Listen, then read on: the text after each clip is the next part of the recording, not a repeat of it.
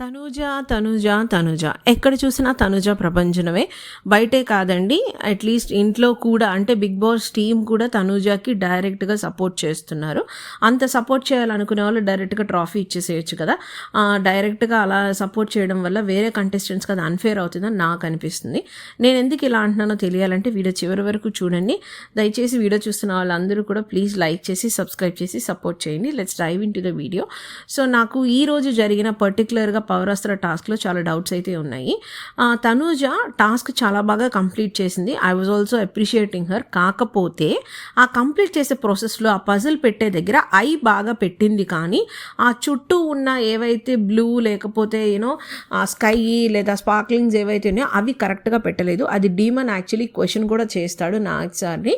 And మనకి కూడా లైవ్లో సరిగ్గా పెట్టలేదు అని చెప్పి డీమన్ చెప్పడానికన్నా ముందే 2-3 టైమ్స్ బిగ్ బాస్ ఫోకస్ చేస్తూనే ఉంటారు కెమెరా అక్కడ.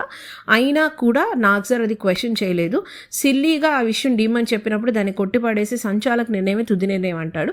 మై క్వశ్చన్, ఎస్ సంచాలక నిర్ణయం తుది నిర్ణయమే. చాలాసార్లు చాలా టాస్కుల్లో ప్రతి సీజన్స్లోనూ సంచాలక నిర్ణయం తుది నిర్ణయం అంటారు. కానీ ఈ సీజన్లోనే, వేరే సీజన్ కాదు నేను చెప్పేది కూడా, ఈ సీజన్లోనే కెప్టెన్సీ టాస్క్ని రద్దు చేసి మళ్ళీ రీకెప్టెన్సీ పెడతారు, సంచాలక నిర్ణయం సరైనది కాదు అని చెప్పి.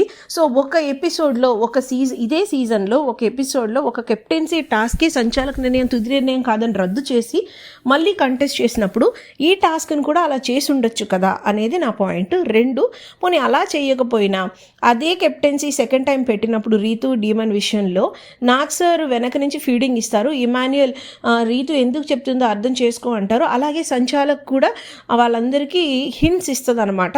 అంటే రీతు ఆ రోజు హింట్స్ ఇస్తుంది. ఈరోజు మాధురి గారు రీతు అన్నిసార్లు కీస్ ఎక్కడ అని అడిగినప్పుడు చెప్పదు, కానీ సుమన్ గారు కీస్ ఇదిగోండి అని చెప్తుంది. ఆ అన్ఫేర్నెస్ని కూడా నాగ్ సార్ ఖండించారు అనమాట. సో నాకు అది లిటరలీ నచ్చలేదు. ఒక కెప్టెన్సీనే రద్దు చేసి మళ్ళీ రీపెట్టినప్పుడు ఈ పవరాస్త్ర విషయంలో ఎందుకు పెట్టలేదు? బికాస్ అది నార్మల్గా రమ్యకి ఇచ్చినట్టు తినే పవరాస్త్ర కాదు. It is to save someone or save themself అనమాట. అది చాలా ఇంపార్టెంట్. సో అంత డైరెక్ట్గా తనూజకి ఫేవర్ చేస్తున్నప్పుడు అసలు ఇంత గేమ్ ఆడించడం ఎందుకు? మిగిలిన కంటెస్టెంట్స్కి అన్ఫేర్ చేయడం ఎందుకు? అదే అమ్మ తనూజను అయితే పెట్టావు కానీ మిగిలింది కరెక్ట్గా పెట్టలేదు అని చెప్తే ఆ మిగిలిన ముగ్గురులో ఎవరో ఒకళ్ళకైనా వచ్చేది కదా. వాళ్ళు ఏమైనా పెచ్చోళ్ళ? రీతు కూడా తనతో పాటు సమూజీగా పెట్టింది, డీమన్ ఆల్మోస్ట్ పెట్టారు, సుమన్ గారు కూడా పెడుతున్నారు. పెట్టడం, మిగిలినవి ఎక్కడైనా పెట్టేయచ్చు అనే కాన్సెప్ట్ అయితే వాళ్ళు కూడా వెళ్ళిపోతారు కదా. అది ఖండించకపోవడం మాధురిది తప్పే, అదే విధంగా దాన్ని సమర్థించిన నాగ్ సార్ది కూడా తప్పే అని నాకు అనిపించింది.